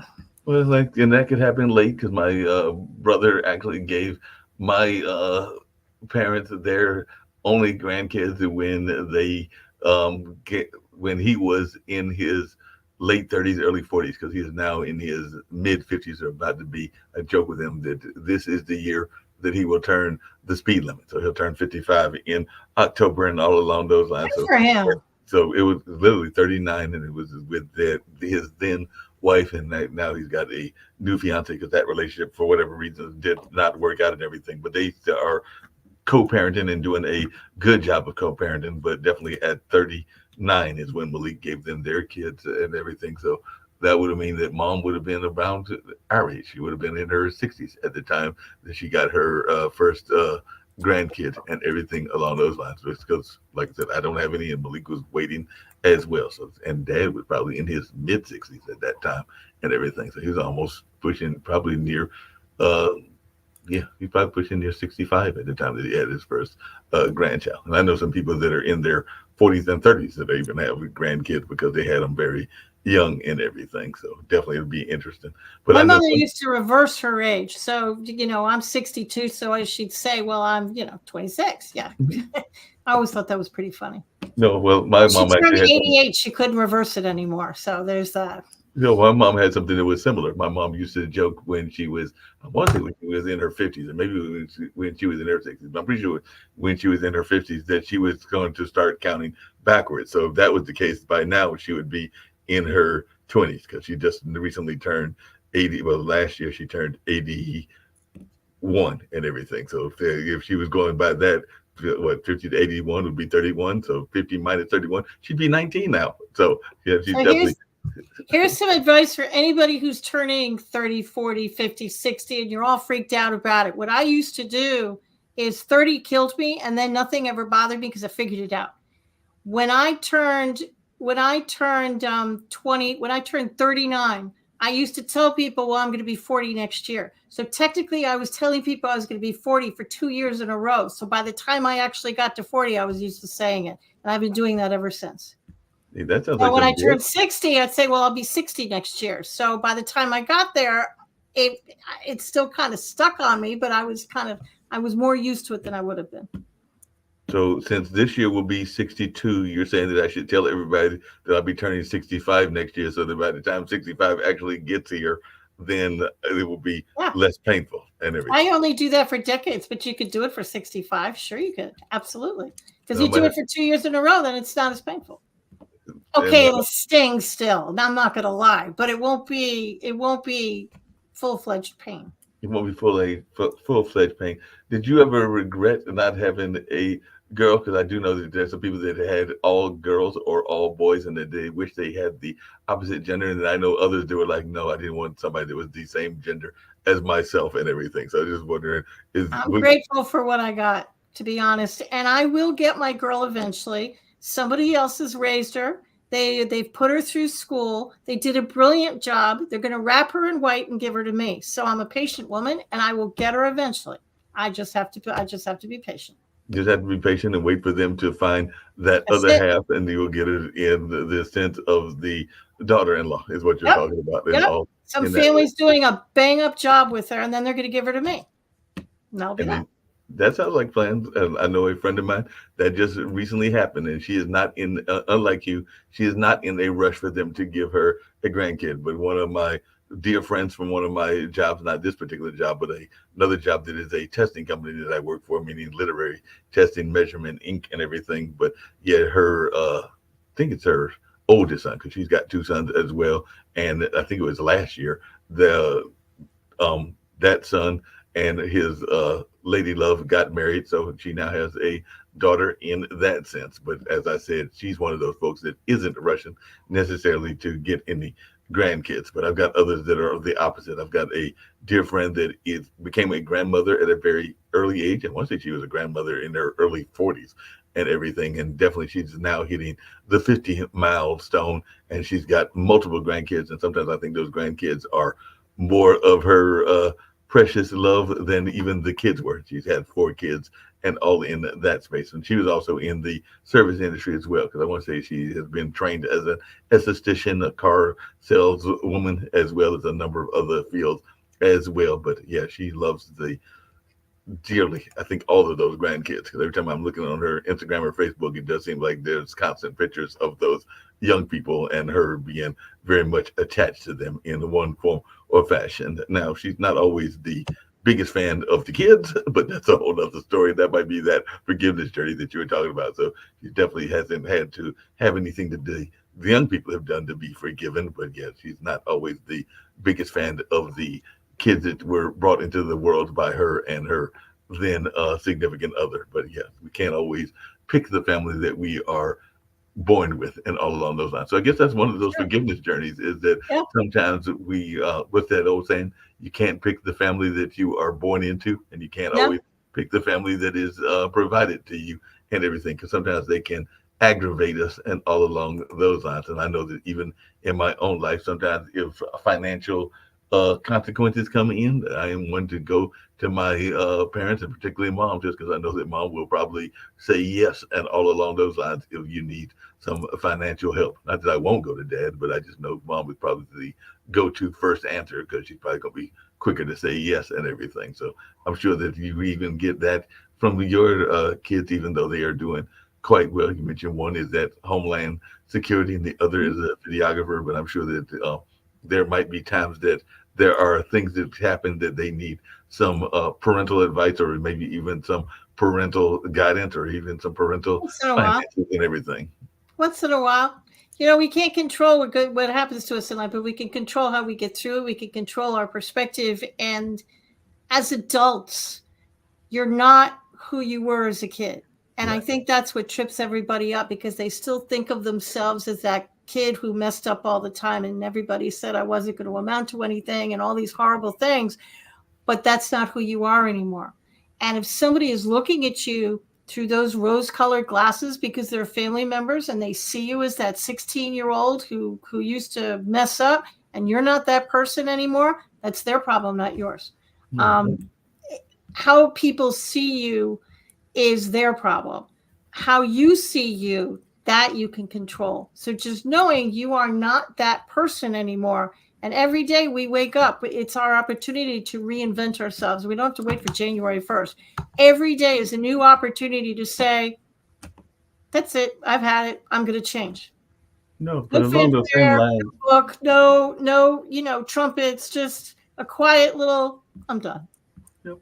But along those same lines, there, because but when the pandemic first started, I actually need to reach back out to IPC, who is a well-known graphic artist in the sense of like cartoons and other kind of animation, and also a haiku champion, and is very active on Clubhouse and even some other platforms. I think he's on Instagram and a number of other things. But during the pandemic, he started a kind of like a cartoon oriented audio troupe that I was a part of, called the Funky Eye Puppets. And one of the things that he talked about was how we sometimes lose that childlike wonder and don't You necessarily did. want to tap into that childlike wonder as well. So that is, I hear what you're saying about definitely being responsible adults, but sometimes I think that we also, on the flip side of that, don't do a good enough job of allowing some of that childlike wonder and some of that childlike joy to stay into our life as well. But I just wanted your take on that, because that's something that I enjoy doing and might even get back involved in 2024 with playing these voices of different characters and all along those lines. I think mine was called Echo and all in that space. But I was just wondering your thoughts around childlike involvement, because as soon as we go to whatever we go to, whether it's the military, whether it's college or whatever, then all of a sudden it's all about being as adult as possible. And I think that we don't bring enough childlike enjoyment to anything from relationships to work to a number of other things. And I'm always an admirer of companies that allow play to be part of their environment. I think people don't know what fun is. Mm-hmm. I ask people all the time, what brings you joy? Right. And 9 out of 10 people cannot answer my question. Mm-hmm. What's fun for you? They just kind of look at me. I watched TV last night. I think going out and having fun and doing things that bring you joy is the key to life. Childlike wonder. If you love drawing as a child, go pick up a coloring book, Color by Numbers, an adult coloring book, and just start coloring. When I was talking about rose-colored glasses, I was actually referring to how people see you and your family who want to put you in that box that you've always been. So you're not that person anymore. But if you're stuck in life and you're in a 9 to 5 and you just don't know what to do, try going out and having some fun. Mm-hmm. No, and I'm not talking about going to a movie or watching or binge watching a series on Netflix. I'm saying fun. Go roller skate. Right. Okay, if you're 62, you won't roller skate because I'm scared I'll break my neck. But, go out and do something fun. Go ride a horse. Go ride a bike. Do something. Go play hopscotch. Something. Mm-hmm. Go have some fun. Laugh. Laugh with your friends. Crack jokes. That's the key to life. I mean, Ron and I used to go into chemotherapy, and we used to be, the younger viewers won't know who this is, but we used to be George and Gracie, who are a little comedy team. Right. And we used to just go in and make people laugh. Why? Because it's more fun than crying. No, I agree with you. And there's a show that we do regularly. Billy Graham does it, not the famous pastor or even members of his family and everything, but it is a motivational speaker out of Texas, African-American motivational speaker. And if you ever watch the show and see his commercial that opens the show, he is speaking at one of the African nations. I forget which one it is. It might have been Ghana or something like that. And one of the things that he brings up is, well, a couple of things. He brings up the notion of he doesn't want to take all of these great ideas with him to the graveyard. And I definitely understand that and agree with him on that and along those lines. But the other thing that he says is that how can that we are told to break out of the box, but how can we break out of the box when there is really no box to break out of, and all along those lines. So that is one of his lines, is that there is no makes box. A lot of sense.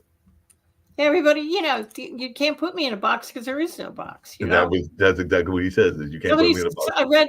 I read a meme on Facebook just yesterday, said, if you're one of those people who think the glass is half full, go buy a smaller glass and pour the water into that glass. There you go. Now the glass is full. I thought it was an interesting perspective. That's a very interesting perspective, because if the glass is half full, go get a smaller glass and then it'll be a full glass and everything. There you go. It's a matter of perspective.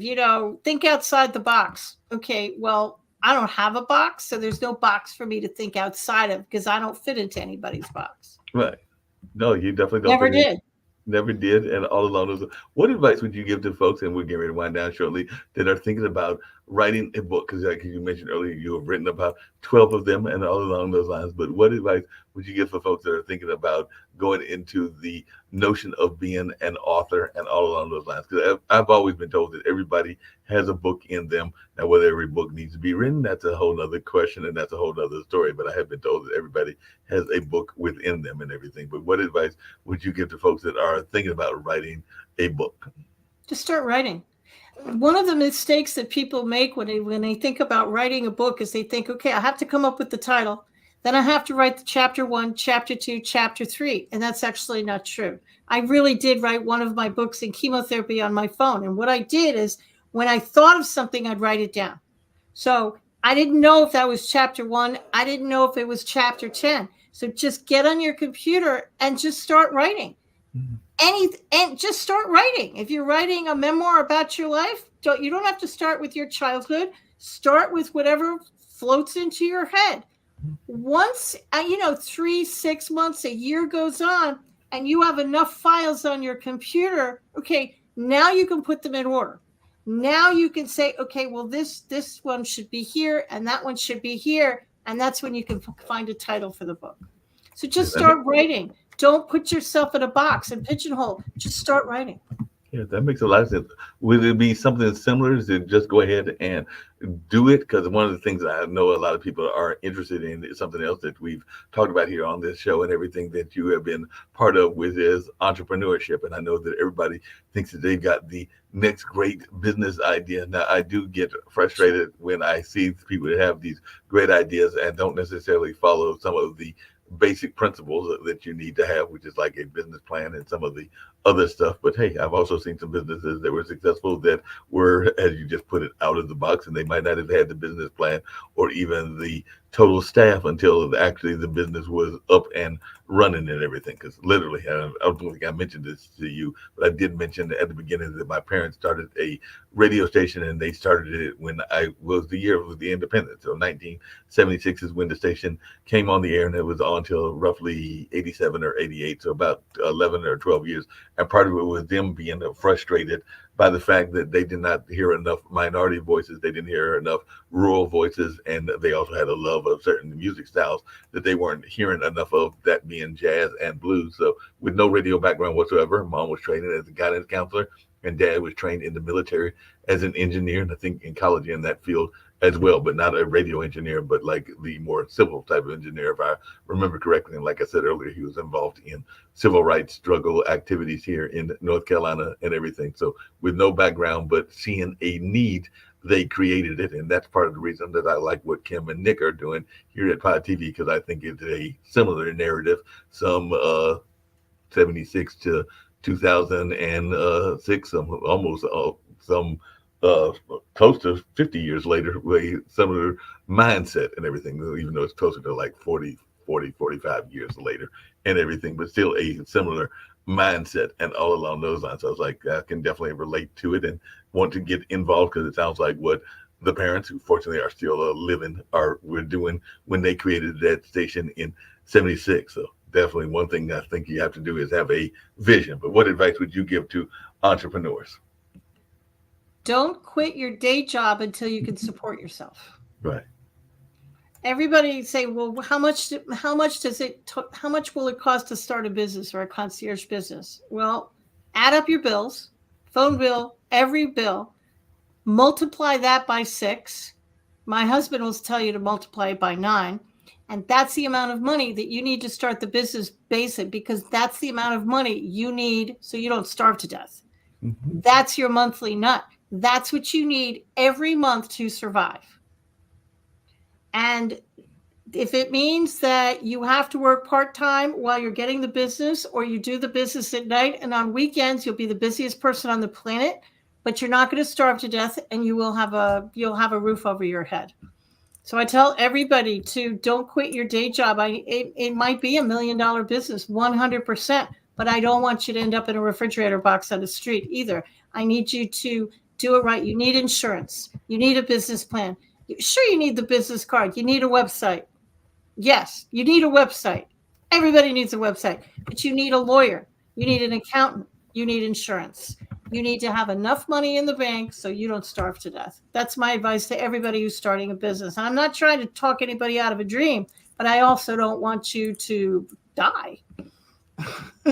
Yeah, and I know some people will start the business literally from the business that they are in. I know that when I started Lee Entertainment, which is like kind of like entertainment planning and entertainment consulting and all along those lines, and we even managed some performers. I literally was working at GlaxoSmithKline, so of course I was using some of the resources that I had access to and everything. Now, whether that was technically cheating or not, that's a whole nother matter, and maybe the folks at Glaxo need to forgive me. And all along those lines, coming back to our conversation around that's another conversation.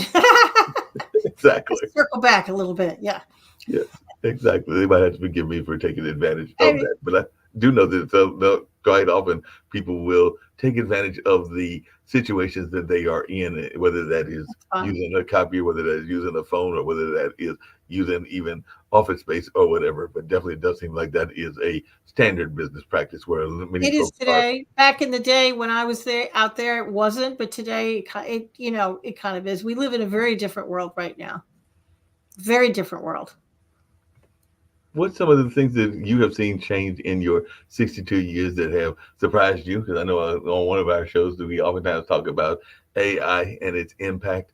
And all along those lines on a regular basis, I think that's our World Edition show, which is our news show. Of course, they also talk about these awards that I mentioned earlier as well. But kind of jokingly talked about the change in the phone and, of course, the Google reference that It's you made slam your earlier. phone down like I used to because you break it. You can't slam it down. Didn't we all used to think we were going to be living a George Jetson kind of life? Come Yeah. on. We all thought we'd be walking, we'd be driving these cars, these, spaceship cars. That's what we all thought. And then when computers came on, they told all of us we're going to have a paperless society. They lied through their teeth. We are not a paperless society. So I think that's the biggest change is, technology. But as much as technology has changed, our society is kind of the same way it was as it was in the 50s, 60s, and 70s. We're teaching the same things in school. It doesn't seem to me, with all due respect to everybody out there, it just doesn't look to me like we've progressed terribly far in that department. Technology, we've progressed very far. And I see AI, and I wonder if they've never seen Terminator movies or Will Smith. I mean, I wonder if they've never been to the movies.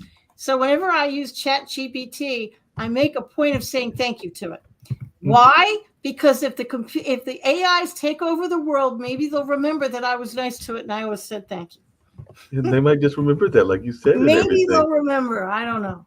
Yeah, hopefully they'll remember that because as you were just saying that, I was thinking about a couple of things. One, the network founders, part of the reason that they founded the network, as I alluded to earlier, was that they felt that there were things that should be taught in the school that weren't taught in the school. Because I know Nick Valveda talks about fiscal literacy and fiscal responsibility, and he wishes that that would be taught in the school system. And he can't find any school system where it is really taught, or even entrepreneurship skills. As well. So I think that both him and Kim would agree with what you're saying, that we need to do a better job in our teaching and everything. And at the same time, I know that I want to say here in North Carolina, that there are school systems that are concerned about the use of technology. And I think that there's even some schools that are putting limitations on when the students can bring the cell phones into the campus. I agree with that, actually. And their students are using ChatGPT to write their papers, which is wrong. So that's something that they're going to have to figure out, so kids can't do that. They really have to think for themselves, because our cell phones, we all thought it was going to make us all smarter. I think it's made us all dumber. Well, not only that, but I also wonder, between the cell phones and the pandemic, if some of well, I'm glad to be able to talk to you on this platform and everything. And hopefully I know that we have a regular meeting sometimes with some of the people from here in North Carolina that have been on shows and everything else, that Nick brings them to the WADU, which is over there on the campus of Duke University, and we'll have a lunch together and all along those lines. So I know there have been some past guests and definitely some hosts that have showed up as well. So I might have to see when the one is for January and see if you're able to come from Apex, because I know there's some people that come from Raleigh. I'm actually outside of Wilmington. So okay. I'm about 2-3 hours away. Yeah, but still, that might be possible and everything else. Just the invitation and all, because I know they try to do those meetings on a monthly basis. But one of the things that I get frustrated by is how some of the social skills aren't taught as much either and everything. Because as you were alluding to earlier, even with the concierge service work that you were doing, I do know that sometimes if you go into a restaurant that's just for a sit-down meal and you see 5 or 6 people that are having a conversation and they're all using their cell phones, and sometimes in the back of my head I'm going like, why are y'all here together if y'all aren't really here together? And all of those lines, because they're all on separate phones talking to separate individuals, and I'm going like, aren't y'all all in the same place? But I didn't quite get it, but I have seen that a couple of times. But I'm sure you've even seen that in Wilmington as well. Oh yeah. We used to make everybody, whenever I went out with people, everybody would put their cell phone in the middle of the table, and if somebody flinched, you'd have to pay the bill. And whenever I teach a workshop, I will say, if I hear a phone chirp, tweet, jump, I don't care if it makes any sound whatsoever, you have to stand up and sing the Star Spangled Banner. make sure for all the speakers out there that you turn your own cell phone off first before you make that announcement. Happened to me once. And the only reason I got out of it is because we were going to lunch at the time. So I managed to talk my way out of it. But yeah, I agree with that 100%. Along those same lines, Barbara Smith, who usually does the show on Thursday, I've actually got to get in touch with her and Shawnee.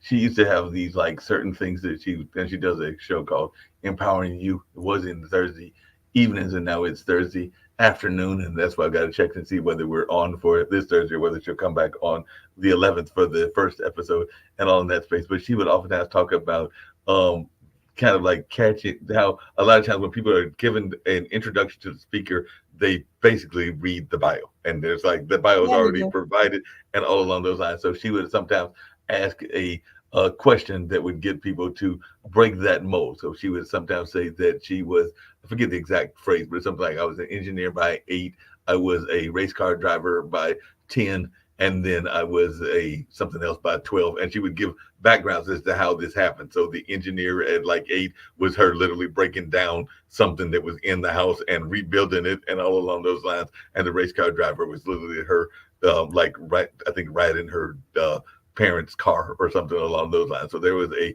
narrative that got the person who's doing the introduction to break out of that tried and true tradition of just reading the bio and everything. So I was wondering, how do you get people to introduce you in a way that is less stale than some of the introductions are at many speaking conferences? So like I said, that was one of Barbara's little tricks of the trade, but I was just wondering how you deal with it and how you try to get them to give something that is a little bit more vibrant. Sometimes I'll write it for them. Mm-hmm.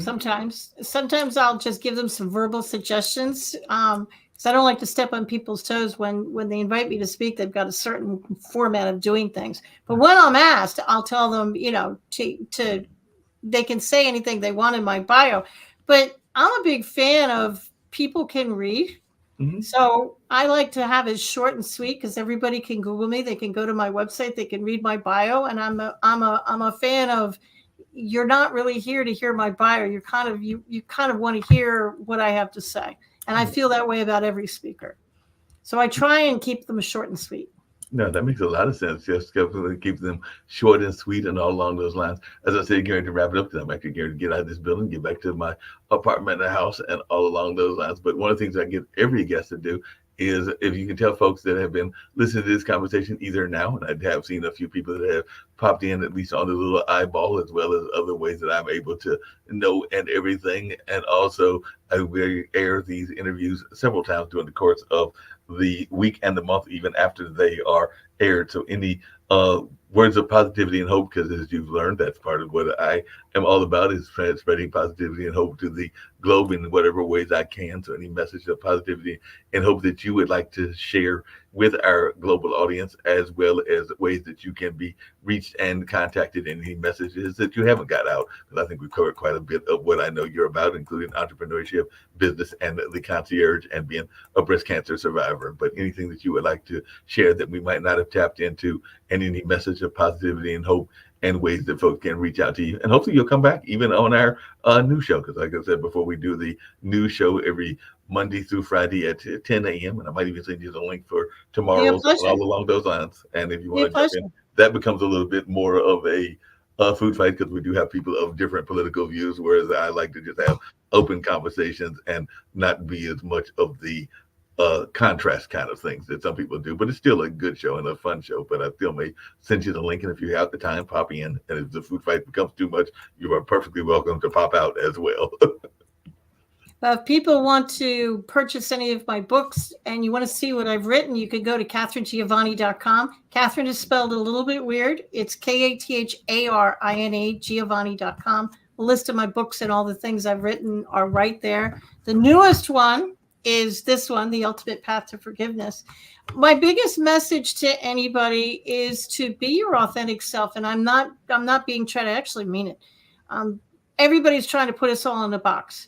And if you're not happy in what you're doing, it probably means that you're not being your authentic self. You're not being true to yourself. You're not doing things that make you happy. You're not being the person you know who you are. Why? Because maybe you're scared society is going to accost you. They're going to pick you. They're going to point their finger at you and say, you shouldn't do that.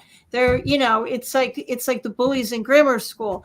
Be your authentic self. It's why you're here on the planet. The only way we're going to heal the planet is if we be our authentic selves and we do what we're meant to do. Okay, Catherine, what am I meant to do? You'll figure it out. Once you decide to be your authentic self, you'll figure it out. Trust the little bird on your shoulder and know that you got this. No, definitely. You said a couple of things that had me laughing as we're closing out and everything. One is that, and I still tease him to this day and everything, but as I mentioned before, I've always knew that I was going to be in the entertainment space and definitely the media space as well. And I remember that he doesn't do as much now because there is a nickname that I created for myself that I actually enjoy. And I think I created it on Facebook. You might have even seen it on LinkedIn, which is the Cultural Minister of Durham, because I'm definitely involved in a lot of cultural activities here in Durham. So I created that and everything. And I think it was actually some friends of mine that came up with that term, because they were like, every time we see you, you're at something cultural. So they were a little bit on the more left side of politics. So they were like, you must be the Cultural Minister of Durham. So I kind of stuck with that and kept that even on some of my social media outlets and all in that space. But my dad, when I was young and everything, he used to sarcastically call me a showbiz. So that would sound his way of being sarcastic and all along those lines. So I was going like, yeah, but sounds like a compliment to me. Exactly. And I took it as a compliment, and I also took it as a kind of a part of the trademark and some of the things that I do as well. So at the time, he was being a little bit sarcastic in the way he phrased it, because it was kind of done in a sarcastic tone and all. But I took it as a compliment and have used it as a compliment ever since that time and everything. So that's just something that I found, that you can flip what somebody may intended to be one way into a more positive light, and if you choose to and everything. Yeah, they say they're calling you showbiz. Said thank you. Yeah, exactly.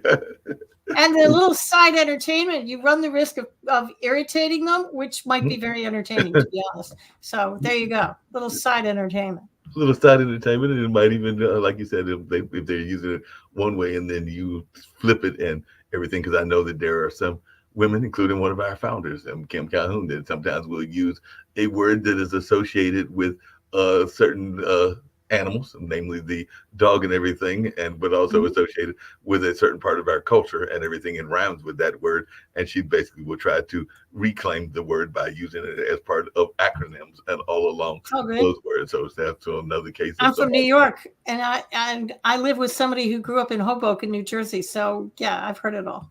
Yeah, I'm sure you've heard it all along those. One thing that I have enjoyed about our conversation this afternoon, before we totally wrap in everything, is I love your animal references, because I'm a big fan of animals. Don't have any animals at the moment, but I've had cats in the past. I've had definitely even some geckos that, ironically, a friend of mine that moved to New York gave me, because they were of the Italian background, as I recall, and they were going up there to move into the theater district. So even though I only had them for less than a year, they gave me fettuccine, linguine, and Alfredo. So I had those three geckos that I was able to keep for a while, because they had very many geckos. I think they had like 10 or 12, but I got 3 of them as they were going up to New York to pursue their theater career. And then as a kid, I've had rabbits and even a pet raccoon and a number of other things. And I heard your references to things like the jackrabbits in your life and a couple of other things. I'm going like, she must have a love of animals. Animals are smarter than us. They blindly trust their intuition. Humans are stupid because we don't blindly trust our intuition. We talk back to it and say, you're out of your mind. I'm not going to do that. But animals, they blindly trust it. They're 100% smarter than we are. No, I agree with you. I think that animals are much smarter, and I think that sometimes they are also wondering why we do what we do. I had a friend of mine that got one of those, and she was a cat lover and still is a cat lover to this day. And she got one of those little light switches that you sit there and you try to get the cat to do tricks with and everything. And I think the cat might have done, as a kitten, the trick for like maybe less than an hour, and then the cat was like, no, I figured out the game. I'm not playing it anymore. So I have a cat. She looks at you, it's like, you want me to do what? You want me to play that game? I know that game. I'm not doing that. And similarly, they are very smart, because when I did have, I've had several cats, but not in the sense last year when I was cat sitting for some neighbors and all in that space, and I'd had one of my own for a number of years. But I remember one of the cats I had literally used to run and would be chased by the dogs up the trees and kept being chased up the tree. And at some point, the cat, to that intuition point that you were talking about, got smart and was like, wait a minute, I don't have to play this game anymore. Yeah. So the cat literally turned around, swiped the dog's nose, and as I recall it, I don't think those dogs ever chased that cat again because the cat was like, I'm tired of this game. I don't want to play the game anymore. They're smarter than us. When I can't remember, about 10 years ago, there was a huge tsunami. I think it was in Thailand or someplace over in Asia. And there's a story goes that, and this is true, you can Google it. I just don't remember when it was. The elephants, they were trusting their intuition and they were grabbing their keepers and trying to drag them to higher ground. And the keepers were humans and say, what are you doing? It's a beautiful day. Why do you want us to go up there? The elephants saved everybody because they knew the tsunami was going. How? They trusted their intuition. Their brains didn't talk them out of it. No, and along those same lines, we can go back to something that is now over 20 years ago. But when 9/11 happened and all along those lines, and I brought it up on this show and other shows as well, I used to go to a friend's art gallery. Another friend has a similar art space in that building right now. I think he might be having to move because of some renovations and everything. But I remember we would have regular conversations in downtown Durham before all of the gentrification and all of the development. And we would see all kinds of animals, birds around, even animals that you didn't want to see and everything. And to this day, I have talked to people, including people from New York City, that I have asked them this. And I said, after 9/11 happened, how many animals did you see? And to almost a man and a woman, most of them have agreed with what I remember, which is that the animals got the feeling that humans are about to get stupid, so they disappeared for a while. So I've talked to people, man. They left. They left. They were like, peace out, man. Yeah. They were like, we threw y'all folks got to get stupid. So even people that like the pigeons in New York, when I talked to my friends in New York, they're like, I don't remember seeing any pigeons for at least a day or two. They were like, we're done. No, because humans, we talk ourselves out of it, don't we? We will question what our intuition is saying, leave. And you're like, why? I'm comfortable. I don't want to leave. And you kind of think you're crazy. You're kind of, why do I have this feeling I should leave? Okay, well, animals don't question it. They just leave. They just leave and they just leave. They don't question it. They don't question it. You learn a lot from animals. Yeah, we definitely. And I think we even learned it during the pandemic, because the other story that I remember people talked about was how when we were locked in, then the animals realized that we were locked in and they were like, well, we can be more free. So there was the whole example of animals that had not been seen in like the canals of Italy and other places. Oh, I remember that watching that. Yeah, in Venice, and all the animals were coming back. Mm-hmm. And the air quality got better. Yeah, everything got better because the animals were like, hey, the humans are locked in the house, so we can go enjoy our freedom and everything. Yeah. Well, like I said, I have thoroughly enjoyed this conversation. Went about the time today usually go, which is somewhere around an hour and a half to 2 hours. And I hope that you will come back, and I will send you that link for tomorrow. If you get a chance, pop in. And some of the shows are multiple guests, and sometimes it's just one-on-one, as this has been. So hopefully you'll make a return trip either on tomorrow's news or on another online dinner party. But I'll keep sending you links, and whenever you are able to pop in, please do. And one of the things we've been doing is we've been adding, because we have a bookstore, a bookstore that is the books of folks, because I'm considered an Amazon influencer for whatever reason, because I don't even know how I got that title, but since Amazon gave me the title, I'm not going to argue. So Pod TV has attached my bookstore to their network and everything. So I have like the idea list. So I'll be adding yours as well. So hopefully, who knows, we might even get some purchases of your books from some of our listeners that have heard this conversation. So I'll be adding those this evening as soon as I get to the house and everything. Don't let I'll add all 12, but I'll add at least the current one and maybe 3 or 4 other ones that look interesting, including some of the concierge ones as well. And who knows, I might even get bored and add all 12. Thank you. I appreciate it. No problem at all. Catherine, you have been a great joy to talk to, and all along those lines. So I have thoroughly enjoyed this conversation. Hopefully I didn't drive you too crazy with some of my inane questions and all along those lines, but I was having fun, and I hope you were enjoying as well. And I'm going to end with a couple of Friends commercials, including one that honors the folks that are, and this was from, I think, a few years ago, but honor those in the teaching profession that aren't honored enough. The janitors and the guidance counselors and stuff, as folks in somewhere in the Midwest, I can't remember, I think it might be in Oklahoma, that this gentleman created this award show. And actually, Barbara won one of the awards last year and everything. So they are honoring people that are both the teachers as well as those that are the support staff with the teachers, like guidance counselors and janitors and others as well. So I'll be ending that, as well as another friend's company that deals with financial services. We're talking about the importance of finances and all in that space. So that's how we'll get on out of here. But I definitely look forward to seeing you in the near future. Thanks so much. I appreciate it, Mark. No problem. Have a good one. Are you looking for money-saving strategies for your business and personal finances? Are you tired of working hard every day with little or nothing to show for it? Contact Prosperity Financial Services, LLC right now for your free financial consultation. Call now to reserve yours today, 804-349-8600, 804-349-8600.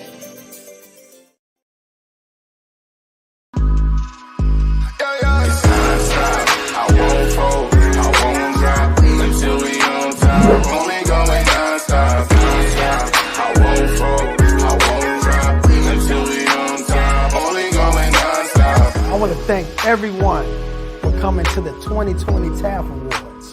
This was a show like no other, people. This is the Grammys for dignitaries, educators, and support staff around the state of Oklahoma and worldwide.